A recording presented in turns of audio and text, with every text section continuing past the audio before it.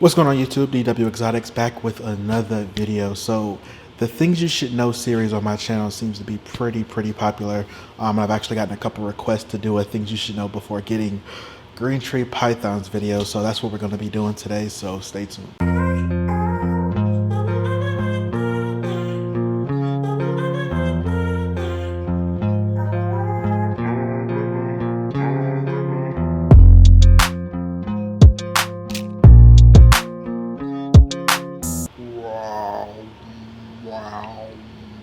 Okay, back to the video, everybody. So welcome back. Like I said, we're going to be talking things you should know before getting a green tree python. So of course I had to pull out my guy Venus here. Venus is my 4.5-year-old male green tree python. So he's going to be hanging out with us in today's video. So we'll jump right into it with the first thing that you should know is that these guys are not the most handleable snakes. Now I know most of you that watch my channel probably know that, and some of you are probably confused because you've seen me handle or hold Venus a time or two on Instagram. But I'll be honest with you, 9 times out of 10 the videos or pictures that I've posted of me handling or holding Venus are, number one, if I have to actually pull him out and get him off of the perch to actually clean the perches. Number two, it's not super often. So a lot of those pictures and videos are pre-made, so it'll be something that I had in my phone, like, you know, a couple weeks prior or whatever. But also, Venus is a little friendlier than most, and we'll talk about that here.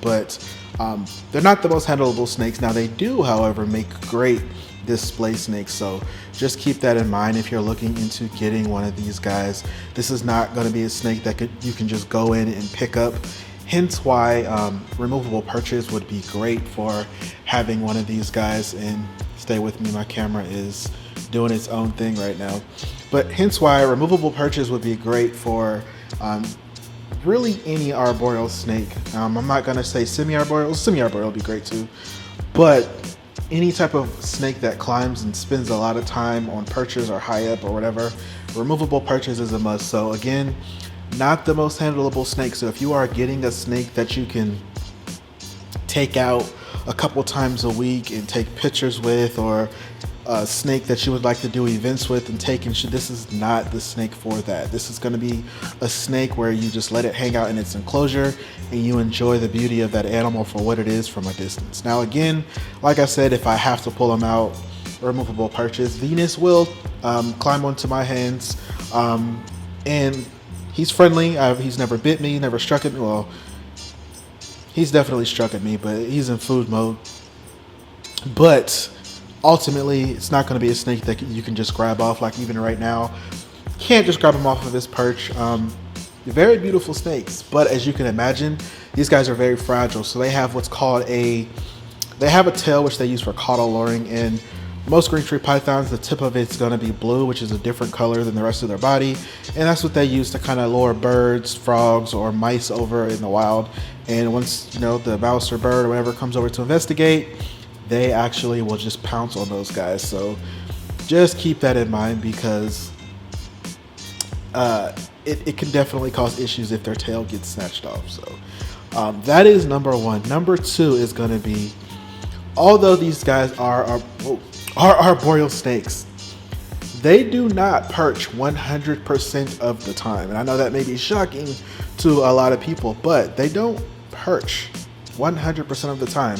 Now, the reason I'm throwing this in there is because I've actually had people personally hit me up on Instagram and question their green tree python is not perching. He hasn't perched in, 2 or 3 days. And there are reasons for that. So you would have to actually look at what the actual reasons your green tree python would not perch. Now, ultimately, 9 times out of 10, it's very normal. Venus has moments where he does not want to perch for a couple of days, so they will actually come down and hang out on the bottom of the enclosure and coil up just like most other pythons and just kind of hang out. That is perfectly fine. However, if you are noticing your snake is looking a little dehydrated, they're not eating and they're looking sickly and they're not perching, then yes, I would definitely worry about that. But Outside of that, them perching, not perching every now and then is perfectly normal. So again, it's not something that happens often. The last time that Venus grounded himself is what they call it. So whenever they come off their perch and hang out on the bottom, most people refer to it as grounding. The last time Venus did that is actually when I set up the new enclosures for the first day. Venus did not want to re-perch, and that is perfectly fine. And I didn't want to just put him, so I put him on the perch in the video, but later that night he came down and I wanted him to go back up on his own, and which as you see, he does perfectly fine. And there's been videos and plenty of TikToks and everything of him perching. So that is perfectly normal. But again, if they are losing weight, not eating, not drinking, you should definitely seek a vet, some medical attention for your snake.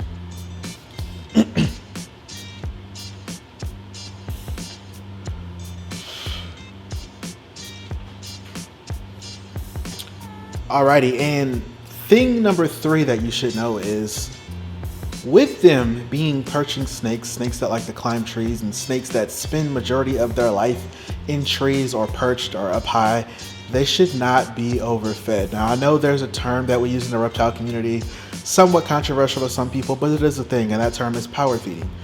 This is definitely not a snake that you can even remotely try that with.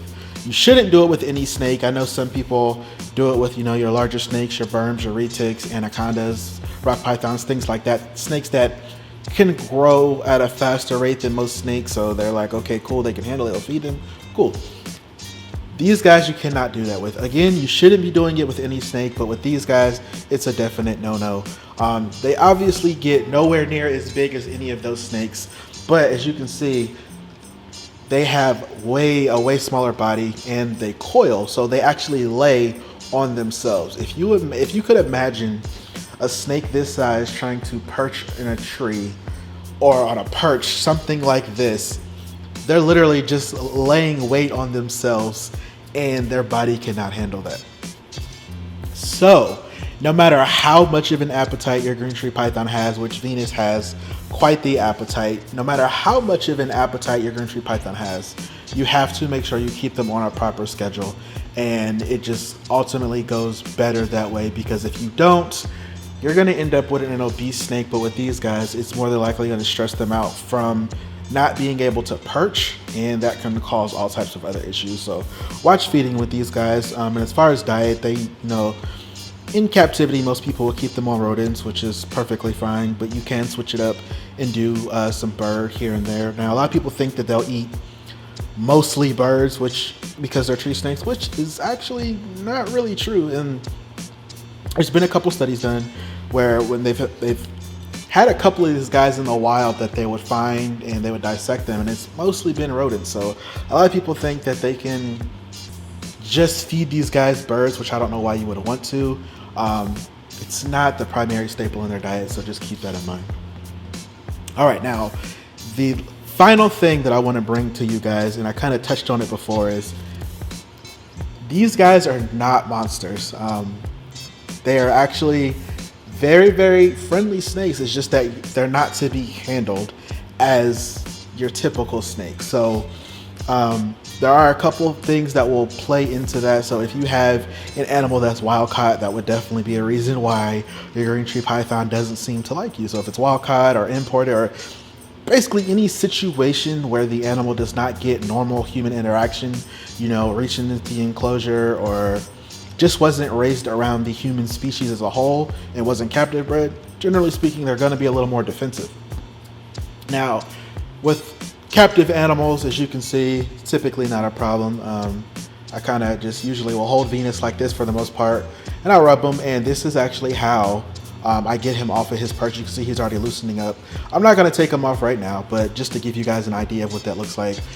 If the lighting is going in and out, I apologize. It's my camera adjusting to Venus's color, because so any of my brightly colored snakes, the retic, peaches, Venus, or venom, the camera, their color is so bright, and I have light on right now, the camera has to compensate for it, and I don't want the color to be overexposed so you guys can actually see what the animal looks like.